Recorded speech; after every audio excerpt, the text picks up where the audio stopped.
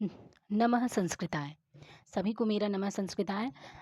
चलिए, हम लोग वो जो क्लास 6 से 8 तक का जो टेट सेकंड पेपर होता है जिसमें सोशल साइंस होता है, वो वाला हम टेट का जो पुराना पेपर संस्कृत का आया हुआ है उसको हम लोग हल करते हैं।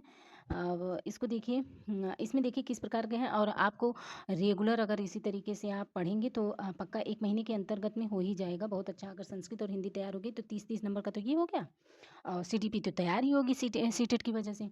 चलिए, तो हम देरी न करते हुए फट से हम इसको पढ़ते हैं। किस शिक्षण सूत्र के अंतर्गत उदाहरण प्रस्तुत करने के पश्चात नियम बताए गए हैं? तो किस सूत्र के, देखिए, आगमन और निगमन, ये 2 विधि होती है, ये इसका बी सही हो जाएगा।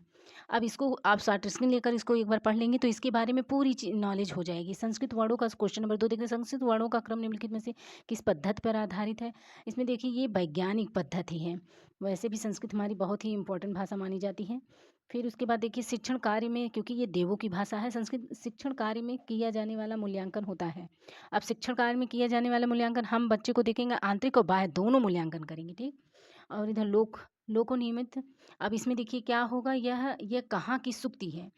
जो बहुत अच्छे से पढ़े हैं वो भी बता सकते हैं। ये देखिए, ये इसमें ये सही है, इसको पढ़ के और भी इसी तरीके से इसमें आज ये वाली लाइन दिया है, इसमें ये वाली लाइन दिया है, अगली बार इससे दूसरी भी लाइन दे सकती है। चिन्ह के स्थान पर चिन्ह का प्रयोग किया कौन सा दोष है?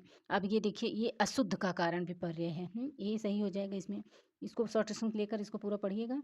अब फिर उसके बाद देखिए इधर, निम्नलिखित में से श्रव्य अधिगम सामग्री। अब इसमें देखिए श्रव्य अधिगम सामग्री, इसमें टेप रिकॉर्डर है, जो कि क्या है, ये हमारा है अधिगम सामग्री। फिर उसके बाद इसमें अगला क्वेश्चन देखिए, अगले क्वेश्चन को हम देखते हैं।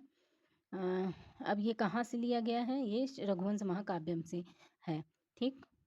फिर हम आगे, इसमें ये सही होगा। हम आगे वाले वीडियो को चलिए हम देखते हैं। अब इसमें देखिए, हाँ, महाकवि कालिदास द्वारा रचित ऋतु संहार कहलाता है। ऋतु संहार यह एक गीत काव्य कहलाता है। ये क्या कहलाता है? एक गीत काव्य कहलाता है। फिर उसके बाद इधर देखिए, काव्य दर्श, ये दंडी की प्रसिद्ध रचना है। फिर उसके बाद कालिदास रचित नाटक नहीं है। नाटक पूछा है, उनका ग्रंथ नहीं पूछ रहा है, नाटक पूछा है। तो ये 3 उनके प्रसिद्ध नाटक हैं, इनके बारे में हम अगली वीडियो में बताएंगे आपको। बस ये देख रहे हैं क्या क्या आ रहा है क्वेश्चन।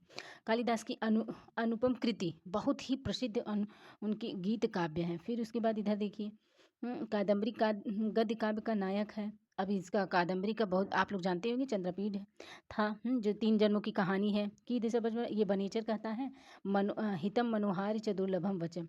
हाँ, इसमें ये सही हो जाएगा। अब इसमें देखिए, ये इसमें ये सही होगा, शुष्कम शब्द विपरीत, इसका विपरीतार्थक क्या होगा? दुष्कर्म।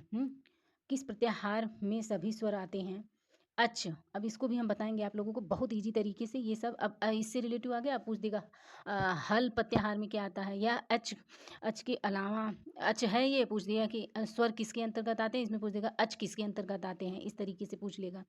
अब इनमें पंचम वर्ण, यम अंग अड़नम नासिका, हाँ, ऐसे करके याद करेंगे तो सारे याद हो जाएंगे हैं। इसमें गुण संधि है। फिर उसके बाद देखिए इधर, इसमें देख ही रहे हैं, ये क्या सही हो जाएगा? डी। पसंद आया तो प्लीज़ लाइक सब्सक्राइब करिए। नमः संस्कृताय।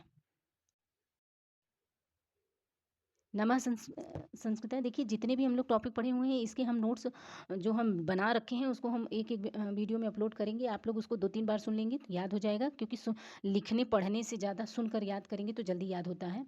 आई थिंक आप लोगों को भी ऐसा ही होगा, नहीं तो फिर लिख के याद करिएगा, जो हमेशा जाते समय आप पेपर के 2 दिन पहले आप रिविज़न कर सकते हैं, और इससे ज़्यादा कुछ पूछा नहीं जाता है।